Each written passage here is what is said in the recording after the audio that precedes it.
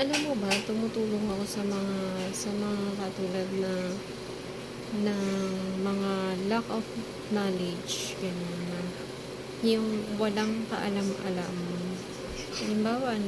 Halimbawa, ikaw wala kang malay sa ganito. Yung knowledge ko is-share ko sa'yo. So, ganun yung nangyari sa akin. Ang expectation, dapat matutulungan din ako ng mga taong tumulong sa akin. Pero,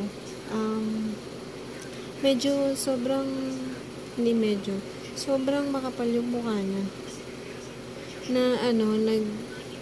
Siya yung dapat na magagawa ng kung ano-ano. Pero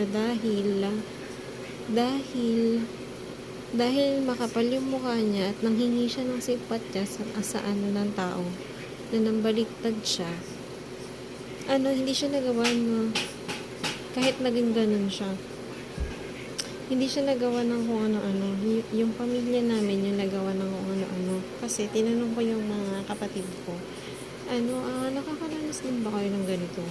Hindi ako aware na ganun pala yung ginawa niya sa pamilya ko.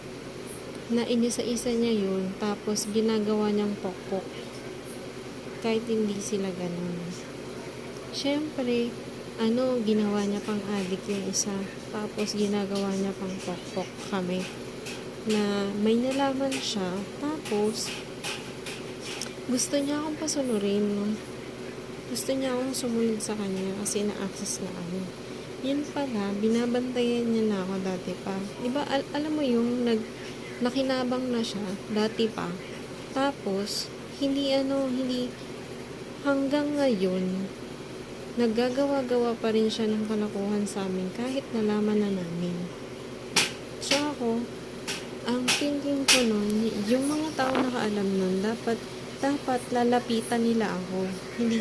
Hindi sila makikisama dun kasi hate na hate mo nga yun eh. Paano dapat lalapitan mo nga yung biktima na yun na biniktima niya.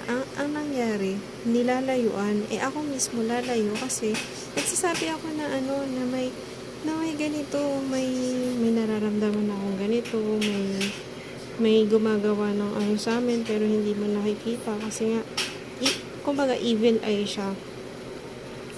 Ganun yung nararamdaman ko dati pa.